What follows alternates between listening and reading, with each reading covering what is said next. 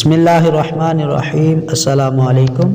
روایت ہے حضرت ابو ہریرہ سے فرماتے ہیں کہ فرمایا نبی صلی اللہ علیہ وآلہ وسلم نے یقیناً اللہ تعالیٰ نے میری امت سے ان کے دلی خطرات میں درگزر فرما دی جب تک کہ اس پر کام یا کلام نہ کر لیں۔ مسلم و بخاری۔ برے خیالات پر پکڑ نہیں، اس امت کی خصوصیت ہے۔ پچھلی امتوں میں اس پر بھی پکڑ تھی، یاد رہے کہ برے خیالات اور ہیں اور برا ارادہ کچھ اور۔ برے ارادے پر پکڑ ہے حتیٰ کہ ارادہ کفر ہے۔ شیخ عبدالحق فرماتے ہیں کہ جو برا خیال دل میں بے اختیار اچانک آ جاتا ہے اسے حاجز کہتے ہیں۔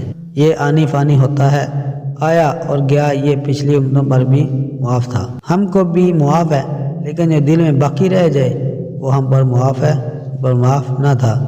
اور اگر اس کے ساتھ دل میں لذت اور خوشی پیدا ہو اسے ہمہ کہا جاتا ہے، اس پر بھی پکڑ نہیں۔ اور اگر اس کے ساتھ کر گزرنے کا ارادہ بھی ہو تو وہ عزم ہے اور اس کی پکڑ ہے۔ یاد رہے کہ ارادہ گناہ اگرچہ گناہ ہے مگر اس پر حد نہیں۔ ارادہ زنا گناہ ہے مگر زنا نہیں، یعنی قولی گناہ میں کلام کا اعتبار ہے اور فعلی میں کام کا۔ کتاب مرات المناجح شرح مشکات المصابیح جلد 1 حدیث نمبر 63۔